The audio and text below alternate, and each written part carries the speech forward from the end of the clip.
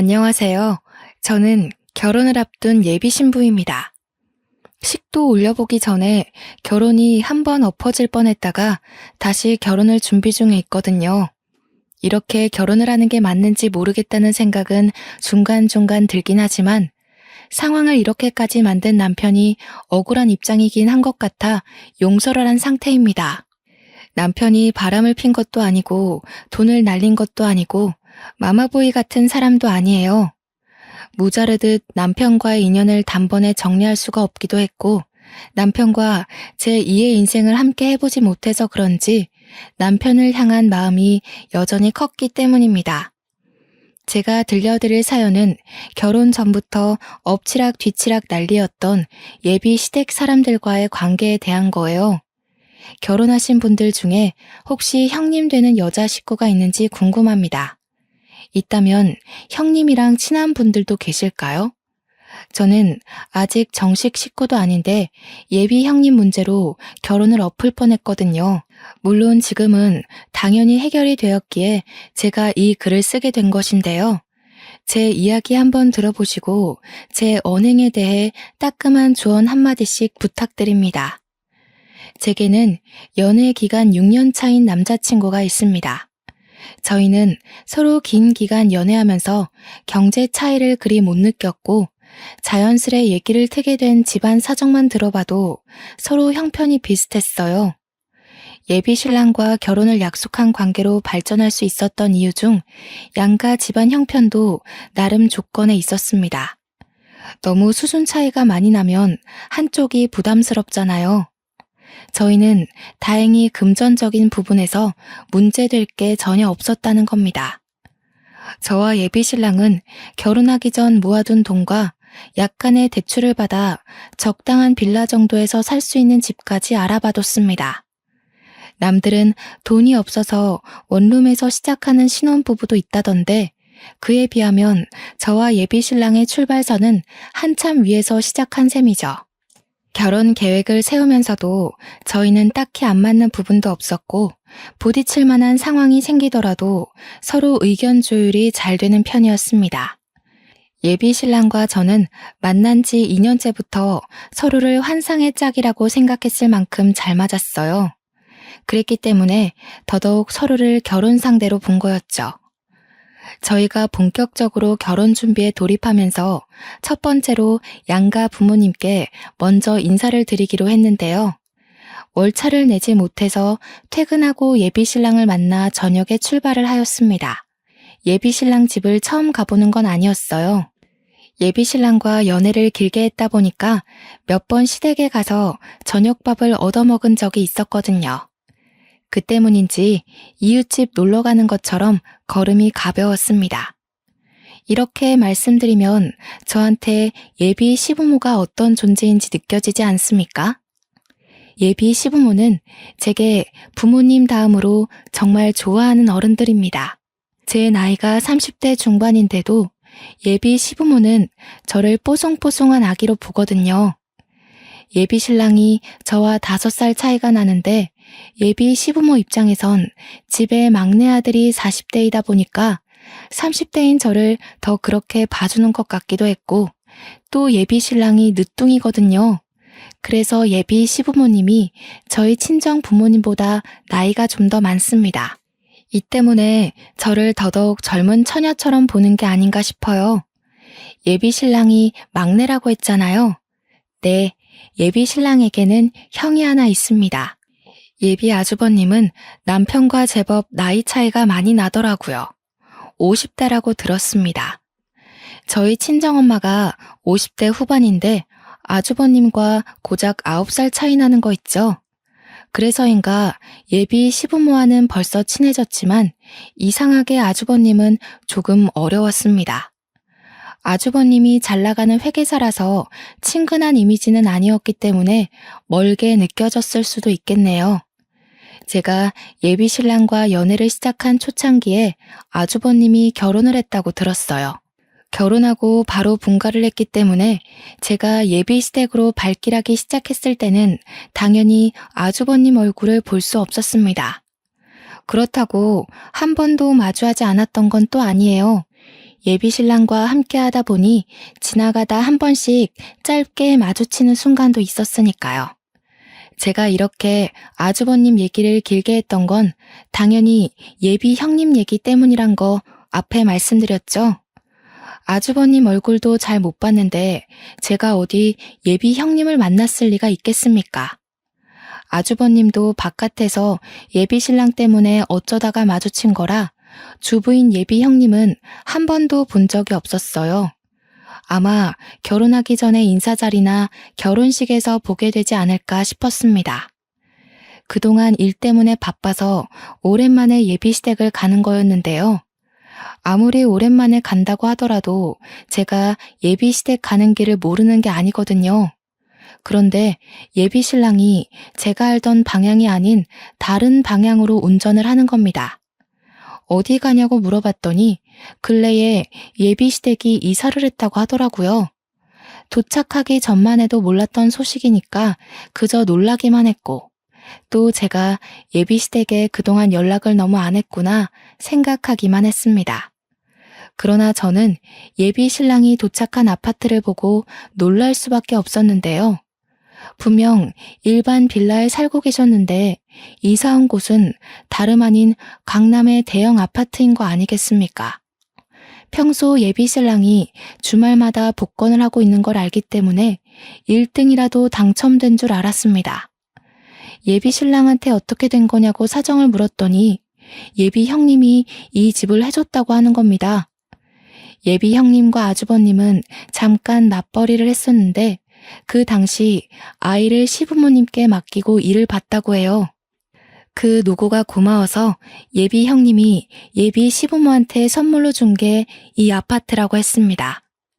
그 소리를 듣고 저는 처음으로 이 결혼에 덜컥 긴장이 되었습니다.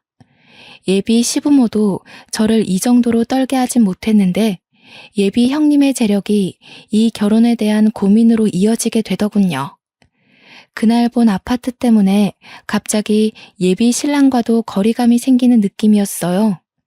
결혼이란 게 인생의 동반자를 약속하는 예식이기도 하지만 양가 집안이 파트너로서 손을 잡는 거다라는 말을 어디서 들었거든요. 갑자기 예비 시댁 쪽의 재력이 대폭 뛰어버린 셈이니 혹시라도 균열이 생겨버리면 어쩌나 걱정이 되었습니다. 결혼 준비 때문에 집을 알아보다가 그 아파트 내부까지 컴퓨터로 구경해 본 적이 있었는데 역시 사진은 실물과 비교할 게 못 되더군요. 예비 시댁을 들어갔더니 무슨 대통령 집이라도 보는 줄 알았습니다. 어찌나 넓고 세련되었는지 한순간에 매료되었지 뭡니까. 언제나 그렇듯 예비 시부모는 오랜만에 찾아온 저를 딸내미 맞이하듯 두 발 벗고 달려와서 안아주었습니다. 오느라 고생 많았지? 너희들 언제 결혼하나 내내 기다렸다. 수양이 멀미는 없었어? 거기서 여기 오는데 꽤 오래 걸렸을 텐데. 괜찮아요, 어머님. 바빠서 이제야 찾아오네요. 그동안 몸 건강히 잘 지내셨죠? 어쩜 이렇게 피부가 갈수록 고와지세요? 어머, 그러니? 네가 보내주는 화장품들이 좋아서 그런 거지 뭘. 네 시애비도 요즘 기미가 많이 줄었어. 우리가 다 늙어서 이렇게 며느리 덕을 본다. 제가 피부과 간호사로 일하고 있어서 저희 부모님과 예비 시댁 화장품을 주기적으로 챙겨드리고 있었어요. 별것 아닌데도 예비 시댁에선 선물을 받고 나면 꼬박 제게 연락을 해서 고맙다고 해주셨습니다. 생색내고자 챙겨드렸던 건 아닌데 그만큼 예비 시부모의 인품이 훌륭했다는 겁니다. 예비 신랑은 이제 막 약사로 개인 약국을 차리게 된 젊은 새내기였어요. 예비 신랑이 제 친정을 알아서 먼저 챙겨줬기에 저도 제 선에서 똑같이 잘하고 싶어서 그랬습니다. 원래 그날 예비 시부모와 저녁 한 끼하고 바로 돌아가는 거였는데 예비 신랑이 바로 앞동에 예비 형님이 산다고 하면서 온 김에 인사하고 가는 게 어떻냐고 제안하더라고요. 한 번도 만난 적 없지만 언젠가 만나야 될 예비 형님 언급에 잠깐 잊고 있던 긴장감이 다시 불쑥 솟았습니다. 이렇게 갑자기? 약속된 것도 아니라서 그쪽에서도 불편할 텐데.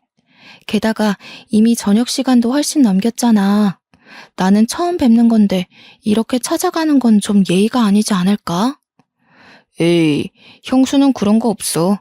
얼마나 털털하고 시원한 성격인데. 평소에 내가 자기 자랑하면 그렇게 보고 싶어 하더라고. 내가 형수랑 동갑이라 친구처럼 지낸다고 했잖아. 그렇다 보니 가끔 만나서 사적인 고민이나 얘기도 나누거든. 근래에 네 얘기를 엄청 했더니 자리 좀 만들어 달라고 하더라. 예비 신랑의 해맑은 제안에 저는 결국 따를 수밖에 없었습니다. 방문 손님으로서 선물도 준비 못했는데 예비 신랑이 다 괜찮다고만 해서 그대로 예비 형님 집을 찾았습니다. 그렇게 방문한 예비 형님네 집은 예비 시부모 집보다 훨씬 넓고 화려했어요. 뒷동보다 앞동이 더 비싼 곳이란 건 알고 있었지만 이 정도로 운동장 같은지는 몰랐습니다. 원래 예비 형님이 예비 시부모 집도 앞동 아파트로 사주려고 했대요. 그런데 예비 시부모가 둘이서 살 건데 뭐하러 그리 큰데 사냐고 해서 뒷동으로 사줬다고 했어요. 예비 신랑 뒤만 따라서 눈치 보며 들어갔더니 예비 아주버님과 예비 형님이 옷을 여미면서 마중을 나와 있었습니다. 예비 아주버님은 누가 봐도 아저씨 같은데 그에 반해 예비 형님은 완전 아가씨더라고요. 예비 신랑과 동갑이라는 건 알고 있었지만 예비 아주버님과 안 어울릴 정도로 어려 보여서 좀 놀랐어요. 예비 형님은 다소 화려한 인상인 저와 다르게 강아지처럼 순한 인상을 가졌더군요. 그 때문에 웃는 모습이 그렇게 사근사근하고 상냥해 보였고 덕분에 제 긴장이 은근 풀리기도 하였습니다. 어머, 수영 씨는 피부과 간호사라더니 피부가 정말 좋다. 시술 하나도 안 한 거죠? 역시 아는 게 힘이라고. 저도 화장품 추천 좀 주면 안 돼요? 네, 시술은 안 해봤어요. 제가 시간 날 때 제품 몇 개 보내드릴게요. 그런데 굳이 안 하셔도 될 것 같은데요? 이미 피부 빛깔이 장난 아니세요. 저와 예비 형님은 여자라면 적당히 나눌 인사를 했고 예비 형님이 직접 과일을 대접해 주었습니다. 예비 형님은 순한 인상에 비해 꽤나 직설적인 톤이었는데요. 성격도 그와 맞게 거침이 없는 타입인가 보더라고요.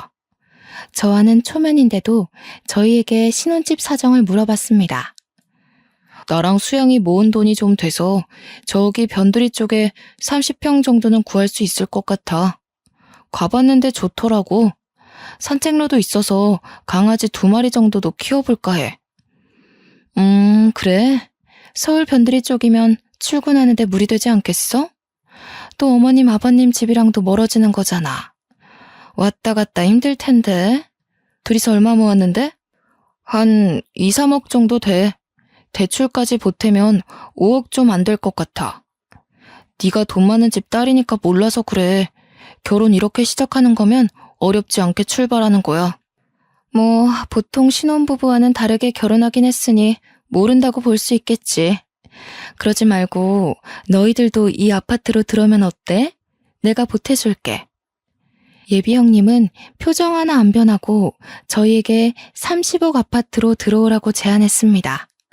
대출 받지 말고 자기한테 모았다는 돈 2, 3억만 내라면서 그럼 30억 아파트 계약해주겠다고 하는 거 아니겠어요? 당황한 저와 달리 예비 신랑은 땅속에서 다이아몬드라도 발견한 사람처럼 눈빛이 번쩍 빛나더군요.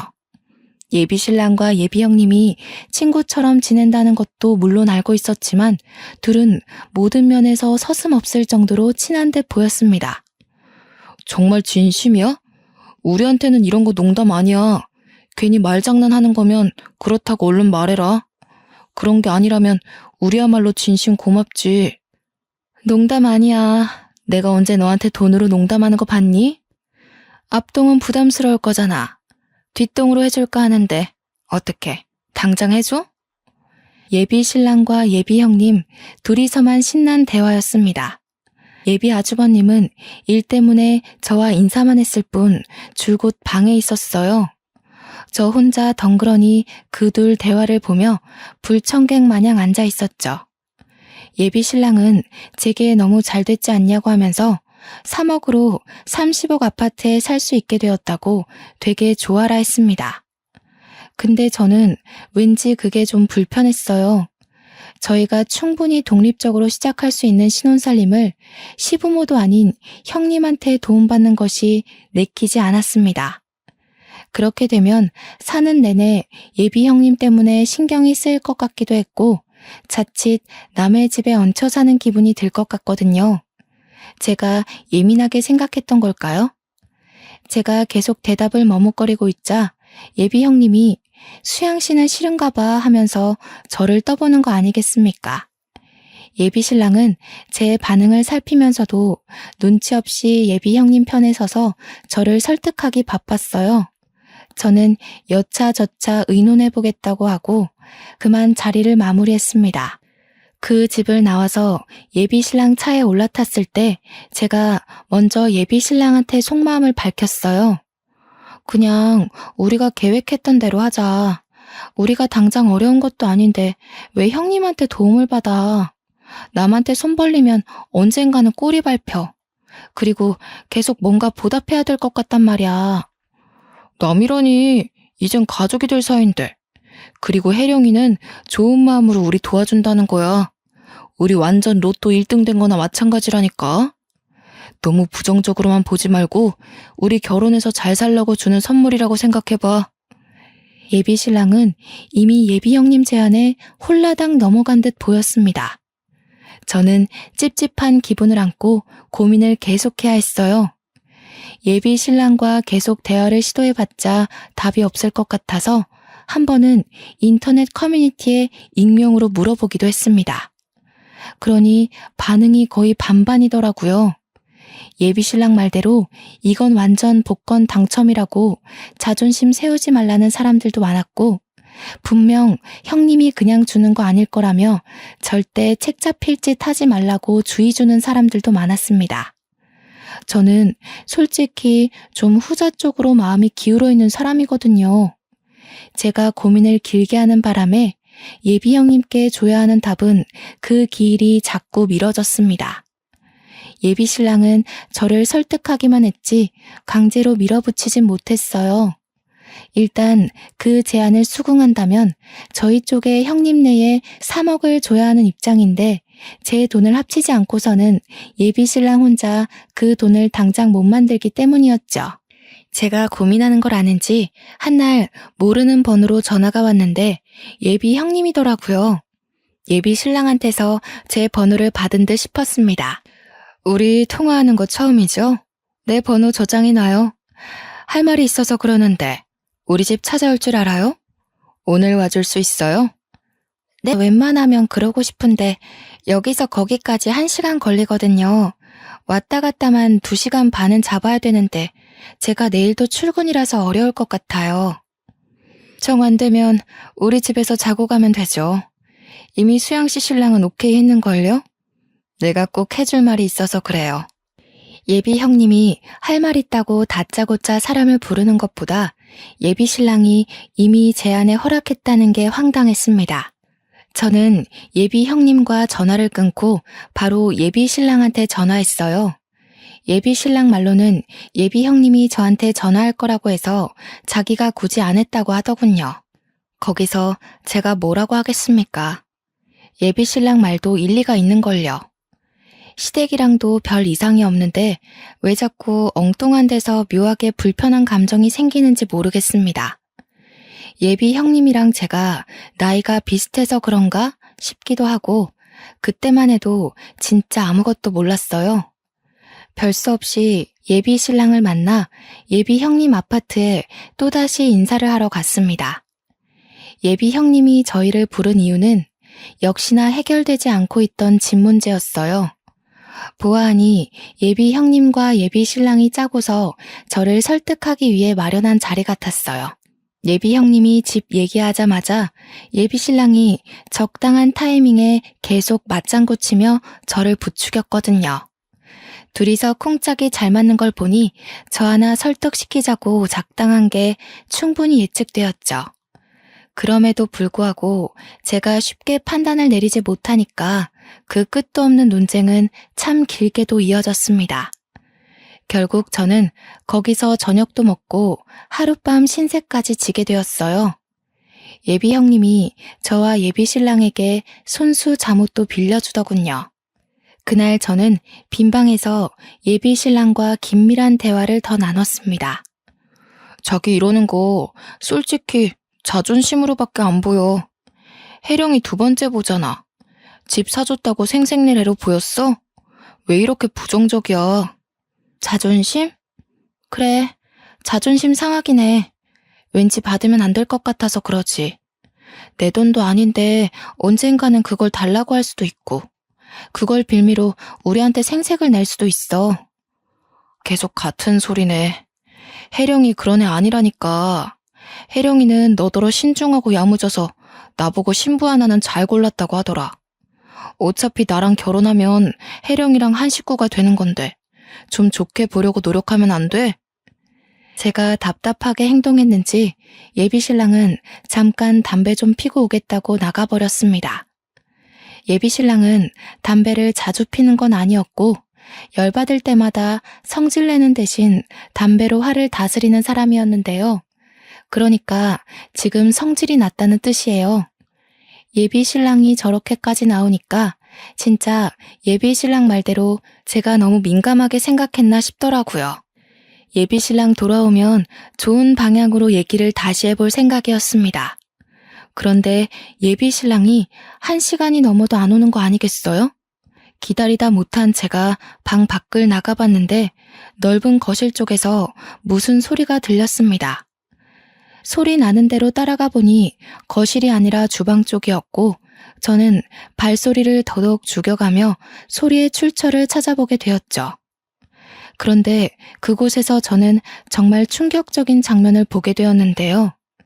예비 형님과 예비 신랑이 대화 중인 것 같았는데 예비 신랑이 머리를 싸매며 잠깐 고개를 숙이고 있는 상황에서 예비 형님이 예비 신랑한테 줄 물에다가 뭔지 모를 약을 타는 겁니다. 당시 휴대폰을 들고 있던 상태도 아니었고 들고 왔더라도 당황해서 못 찍었을 정도로 놀랐습니다. 예비 신랑이 아무것도 모르고 그걸 마시려고 하길래 저도 모르게 뛰어가서 예비 신랑 손에 있는 컵을 쳐내버렸어요. 방금 물에다 뭐 하신 거예요? 이상한 짓 한 거 맞죠? 제가 똑똑히 봤어요. 물에다가 이상한 가루약 탔잖아요. 저기 싱크대에 껍질도 버려... 무슨 소리 하는 거야? 수영씨 자다가 꿈이라도 꿨어요? 아무리 그래도 그렇지 사람 다칠 뻔했잖아요. 새벽에 이게 무슨 난리야. 제가 싱크대로 가서 예비 형님이 썼던 약봉지를 손대려고 하자 예비 형님이 제 앞을 막아서더니 갑자기 주저앉았습니다. 그러더니 맥락 없이 서럽게 울기 시작하는 거 아니겠습니까? 예비 신랑은 제가 아닌 예비 형님을 살피기 시작했는데 한 번도 저한테 화낸 적이 없던 예비 신랑이 그때 처음으로 언성을 높였습니다. 자기 도대체 왜 이래? 왜 이렇게 혜령이를 못 잡아먹어서 안달이야? 결혼하면 자기가 형님으로 모셔야 될 사람이라고. 혹시 혜령이한테 자격지심 있어? 뭐라고? 내가 말해줬잖아. 저 사람이 오빠 먹는 물에다 약 타는 걸 봤다니까? 어떻게 나한테 그런 소리를 할 수가 있어. 오빠는 적어도 내 말을 먼저 들어주려고 해야지. 애 같은 소리 하지 마. 또래 나이에 혜령이가 너보다 너무 잘나서 시기하는 거지. 내가 보기엔 너 이러는 거 열등감 맞아. 진짜 실망이다. 내 말 좀 들어. 오빠가 확인해보면 되잖아. 저 사람이 약을 탔는지 안 탔는지. 경찰이라도 불러서 여기 쏟아진 물 성분 조사해보라고 해. 그만해. 어느 정신 나간 사람이 그런 짓을 하겠어? 너 지금 나이가 30이 훌쩍 넘었어. 그런 허황된 변명이 통할 거라고 생각돼? 그 정신 나간 사람이 바로 네 형수라고.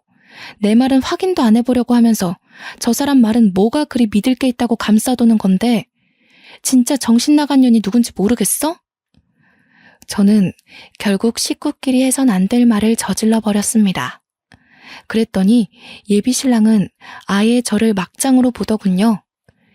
예비 신랑은 곧 저를 향해 실망한 기색을 비추곤 예비 형님을 챙겨 예비 형님 방으로 가버렸습니다. 그날 이후 저는 예비 신랑과 연락도 안 했어요. 예비 신랑이 얘기 좀 하자고 여러 번 연락이 왔지만 그때마다 무시했단 말이죠. 그러다 예비 신랑이 결국 제가 일하는 직장을 찾아오게 되었고 할 수 없이 대면을 해야만 했습니다. 나랑 헤어질 거야? 왜 내 연락 피해? 해결을 하려면 대화를 해야지. 혜령이가 너랑 다시 얘기해보고 싶어 해. 사과 받아주겠대. 시간 언제 괜찮아? 그럴 필요 없어. 나 이번 기회에 오빠랑 헤어질 거니까. 그래서 연락 피했던 거고 이왕 만나버린 김에 말할게. 우리 여기까지 하자. 저는 홧김에 없는 소리 하는 사람이 아닙니다.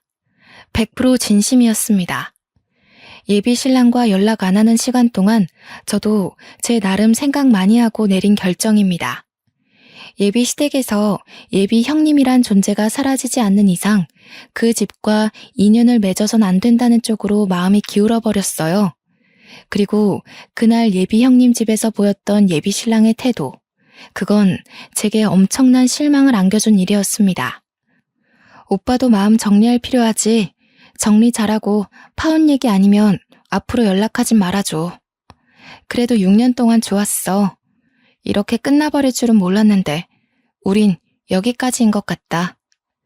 제가 답도 안 듣고 무작정 일어나 버리자 예비 신랑이 저를 다급히 붙잡더라고요. 그 손길을 뿌리치고 집에 돌아왔습니다. 그리고 며칠간 예비 신랑도 제게 연락을 안 했어요. 그러고 나서 한 4일 뒤쯤이었나? 예비 형님에게서 느닷없이 연락이 오는 겁니다. 밑도 끝도 없이 예비 신랑 약국으로 오라는 말만 덩그러니 날라온 거 있죠? 제가 예비 신랑한테 이별을 통보했다는 거 예비 형님도 다 알고 있을 겁니다. 저희가 갈라서게 된 이유는 온전히 예비 형님 때문이잖아요. 예비 신랑과 갈라졌으니 예비 형님도 더 이상 저와 관련이 없는 사람인데 제가 왜 이 여자 말에 반응을 해주겠어요? 당연히 무시했습니다. 그랬더니 바로 또 연락이 오더라고요. 이번엔 문자였고 내용도 없이 달랑 사진 몇 개 날라온 것이 다였습니다. 아, 그중 영상이 하나 있길래 눌러봤거든요. 예비 형님과 예비 신랑이 술자리를 갖는 장면이었는데 예비 신랑이 좀 많이 취해 보였고 방으로 들어가는 예비 신랑을 뒤따라 예비 형님이 옷을 풀어 헤치면서 따라 들어가는 모습이 찍혀 있더라고요. 휴대폰을 어디 세워두고 그 모습이 나오게끔 똑똑하게도 찍어놨더라고요. 더 어처구니가 없었던 건 장소가 예비 신랑 집이라는 거예요. 예비 시댁이 아니라 예비 신랑 혼자 자취하던 공간이요. 이건 저와 이별한 지 고작 4일 만에 예비 신랑이 여자를 들인 셈이잖아요. 그것도 자기 형수를 말이에요. 그걸 받고서 저는 예비 신랑에게 파혼 확정을 통보했습니다. 예비 신랑이 생각하고 말고 할 시간도 주기 싫었어요. 그리고 그날 밤 저를 또다시 찾아온 예비 신랑은 마지막으로 봤던 날보다 많이 초췌해 있더군요. 자기야, 도대체 왜 이래? 우리 좋았잖아. 앞으로 더 좋아지려고 도움 좀 받는 게 그렇게 어려워? 왜 우리가 눈앞에 놓인 행운을 놓고도 헤어져야 돼? 오빠는 그 여자를 믿어? 내가 보기에 오빠 지금 그 여자한테 이용당하는 거야. 우리 헤어졌다고 그 여자가 신이 나서 나한테 연락했더라? 저는 예비 신랑에게 보여주려고 인화해놨던 사진들을 냅다 뿌렸습니다. 예비 신랑은 바닥에 떨어진 사진을 힐끗 보더니 표정이 굳어졌어요. 우리 고작 헤어진 지 4일 됐잖아. 그동안 그 여자가 나한테 보낸 사진이야. 나랑 연락 안 하는 내내 그 여자한테 위로 엄청 받았나 봐. 그 사진들은 전부 술 먹고 기절해서 차림새가 불량한 예비 신랑과 그 옆에 나란히 누워서 오해 살 만한 차림으로 예비 신랑한테 기대어 있는 예비 형님의 모습들이었어요. 이게 다 뭐야? 난 모르는 사실이야. 조작된 거 아니야? 너랑 헤어지고 혜령이가 많이 위로해줬던 건 맞아. 근데 그냥 같이 술 먹은 게 다였어. 나 정말 이거 몰라. 그 여자가 나더러 뭐라는 줄 알아? 조용히 결혼하래. 자기랑 오빠랑 관계 눈 감아주면 30억을 더 주겠대. 돈 좋아하는 오빠한텐 솔깃할지 몰라도 나는 이런 더러운 웅덩이에 빠져주고 싶지 않거든. 우리가 왜 헤어져야 하는지 알겠어? 예비 신랑의 변명을 더 이상 듣기 싫었습니다. 모르는 사실이라고요? 참으로 웃기는 소리죠. 둘이서 같이 자리를 가졌다는 것 자체가 이런 사이라는 걸 증명하는 건데 변명을 하고 싶으면 좀 그럴싸한 걸로 우길 것이지 싶더군요. 그대로 집에 들어가려는데 예비 신랑이 저를 급하게 붙잡았습니다. 그러면서 계속 정말 몰랐다고, 이게 무슨 상황인지 모르겠다고 엄청 당황스러워 하더라고요. 오빠도 마음 있으니까 나 내팽개치고 그 여자만 거들떠 본 거잖아. 지금에서야 아니라고 하겠지. 근데 어떡하니? 오빠가 지난날 내 자존심 운운하며 저 여자 치켜세웠던 모습을 다 기억하고 있는데 이 사실 너네 엄마 아빠는 알고 있니? 오해라니까. 나도 도통 모르는 일이라서 어떻게 설명을 할 순 없지만 뭔가 잘못된 일인 건 맞아. 내가 다 해결할게. 일단 기다려주라. 어? 나더러 가서 핑곗거리 만들 시간을 벌게 해달라. 그 여자랑 침대에 올라간 적 없다고 뻔뻔하게 모른 척하면 다 해결된다고 생각하나 본데 나한텐 오빠가 그 여자랑 밤에 단둘이 술 먹었다는 것도 바람이야. 그만 돌아서 가려는데 예비 신랑이 저를 다시 잡더군요. 그대로 귀싸대기를 한 대 날려주고 바로 길가로 가 택시를 탔습니다. 저는 그렇게 6년을 함께한 인연과 헤어졌습니다. 그런데 한 2주가 지났을까 예비 형님한테서 또 연락이 온 거 아니겠습니까? 수양씨, 똑똑한 사람인 줄 알았는데 생각보다 맹탕이네요? 돈 30억 더 준다잖아. 그깟 남자 하나 때문에 30억을 안 받겠다고요? 어차피 헤어질 거 그냥 눈 감고 결혼해서 나한테 돈이라도 받아요. 나는 돈 아쉬운 사람이 아니라서 태곤이만 있으면 되거든요. 저기요, 태곤 오빠가 그쪽이 지금 이러는 거 알아요? 그렇게 자신만만하게 사진 보낼 정도면 이미 태곤 오빠가 그쪽한테 넘어갔다는 거잖아요. 그렇게 돈 아쉬운 사람 아니면 그냥 이혼하고 태곤 오빠랑 당당하게 살림 차리세요. 아, 혹시 양심 없게 저더러 말해달라는 건 아니죠? 할 수 있었으면 벌써 했겠죠. 그런데 수양 씨가 뭐 그렇게 특별하다고 태곤이가 수양 씨를 못 잊잖아. 나도 이해 안 되거든요. 돈도 없고 생긴 것도 평범한데 뭐 때문에 수양 씨를 못나서 다 죽어가는지 몰라. 설마 어려서 그런가? 생각하는 꼬라지하고는. 둘이서 뭔 작당을 했길래 또 나를 구워 삼기 시작하는지 모르겠는데 재혼을 하든 동거를 하든 내 알 바 아니니까 알아서들 하세요. 똥 묻은 돈으로 유혹해봤자 제 눈엔 그냥 똥으로밖에 안 보이네요. 뭐라고요? 말하는 싸가지하고는. 됐고 태곤이 마음부터 돌려놔요. 혹시 수양 씨가 자꾸 여지 주고 있는 거 아니야? 그게 아니면 고작 6년 만난 걸로 사람이 망가지는 게 말이 안 되잖아요. 저 지금 바쁘거든요. 누구처럼 할 일 없이 집에서 남자 꼬시는 사람과는 달라서요. 이혼할 엄두가 안 나서 그러는 거면 그건 제가 도와드릴 수 있을 것 같네요. 기다리세요. 입씨름하기 싫어서 무작정 예비 형님 전화를 끊었더니 예비 형님이 또 전화가 오는 겁니다. 저만 이렇게 사랑하는 사람들을 잃는 건 억울하잖아요. 예비 형님한테 직접 이혼하는 걸 도와주겠다고 했으니 약속은 지켜야겠더라고요. 저는 예비 형님 연락을 다 넘기고 바로 예비 아주버님께 문자로 연락했습니다. 예비 형님께 받았던 사진과 영상 그리고 통화 녹음 내용을 전부 보내줬어요.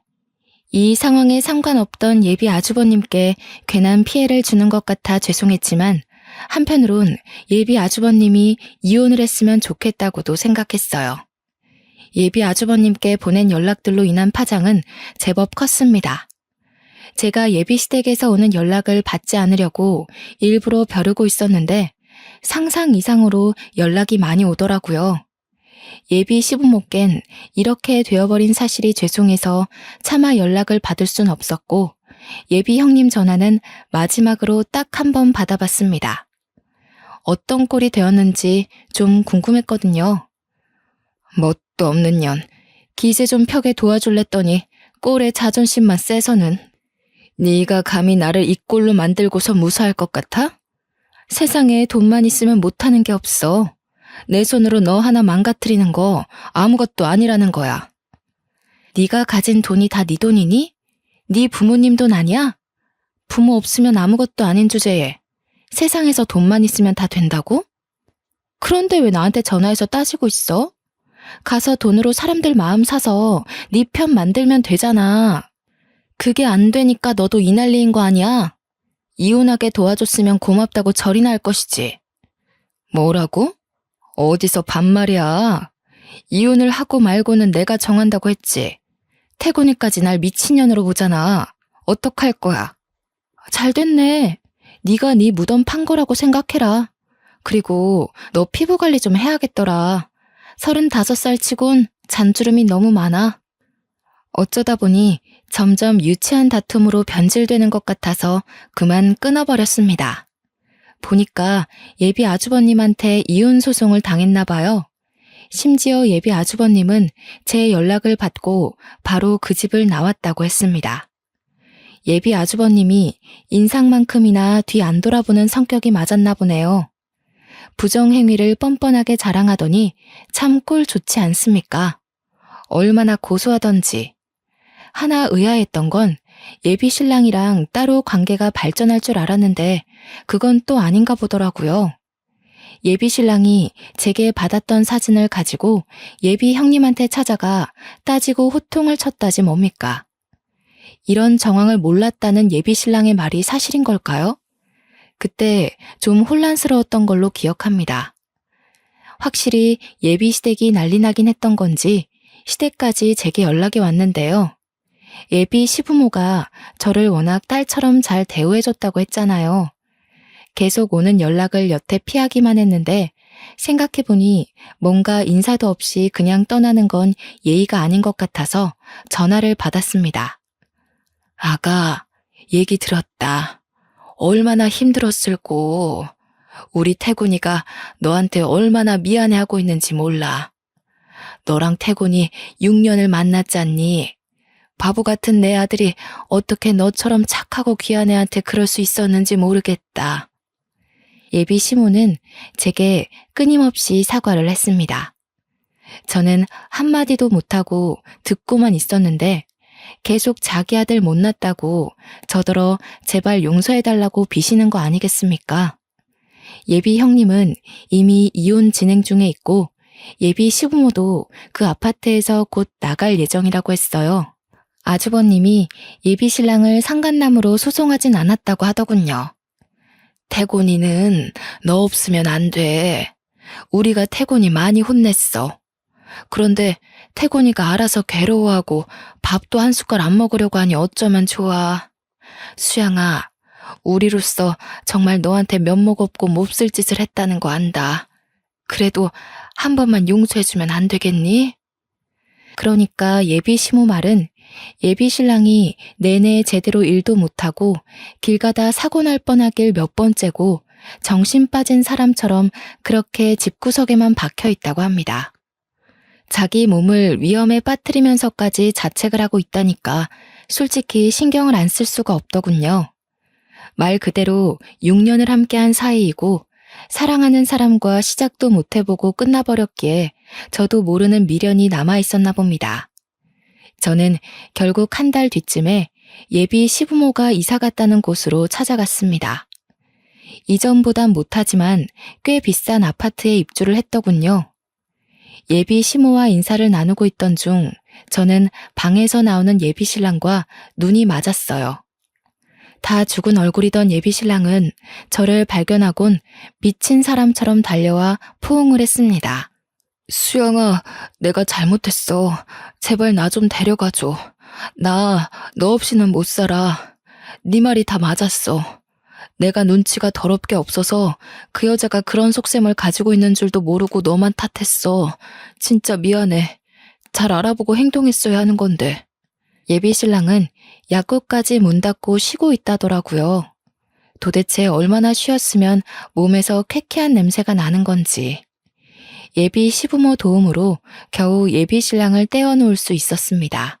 그제서야 저는 예비시댁과 제대로 된 대화를 나눌 수가 있었는데 모두가 제 앞에서 죄인처럼 고개를 숙이고 있는 거 아니겠습니까? 예비신랑이야 그렇다 쳐도 예비 시부모까지 제게 자꾸 사죄하는 건 마음이 안 좋았습니다. 돈 많은 게 뭐가 그리 대수라고. 나는 돈 많은 며느리 필요 없다. 사람 자체가 괜찮아야지. 수야, 너는 우리한테 아무것도 해줄 필요 없어. 그냥 너 하나가 우리 집 며느리로 들어온다면 우리는 그걸로 족하다. 예비 시모는 저와 예비 신랑이 다시 재회하길 계속 사정을 했습니다. 얌전하기만 한 예비 시부도 제게 진심으로 미안하다고 했고 옆에서 예비 신랑은 무릎을 꿇은 채 고개만 숙이고 있었어요.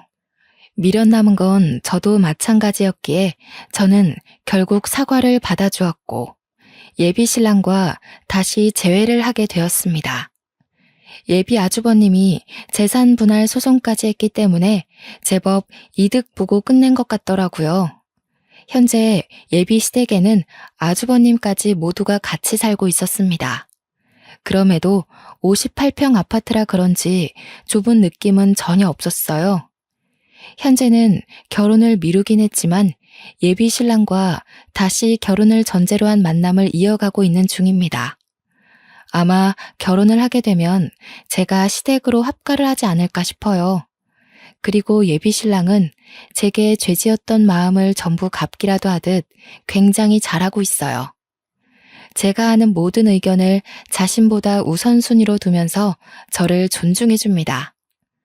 원래도 저를 배려하는 사람이었는데 어쩌다 보니 예비 형님 문제로 틀어진 거였죠. 저는 결혼을 하기 전에 이 같은 불상사를 겪은 터라 이혼의 상처는 없지만 많은 분들이 저와 같은 비슷한 일에 연루되어 이혼까지 가기도 하겠죠. 저는 언제든지 시댁을 놓을 수 있는 입장이라서 또 포기하는 게 쉬웠던 시기에 있었던 일이라 빠르게 극복할 수 있었거든요. 그러나 이미 결혼을 했고 자녀가 있는 분들이라면 정말 많이 고될 것 같다는 생각이 드네요. 살면서 이런 황당한 문제는 부부 프로그램에서만 볼 수 있는 일인 줄 알았는데 이런 무서운 일이 현실에서도 일어날 수 있다는 것이 참 놀라웠습니다. 왜 있는 사람이 더한다고 돈이면 뭐든 다 되는 줄 알던 그 여자가 이번 기회에 따끔하게 깨달았으면 좋겠습니다. 그 여자가 사람들을 잘못 골라도 한참 잘못 고른 거죠. 여태 돈이면 다 되는 삶을 살았을지 모르겠지만 다시는 어디 가서 돈으로 남의 삶에 불질하지 않길 바랄 뿐이네요. 물론 3살 버릇 80까지 가는 터라 어렵겠지만요.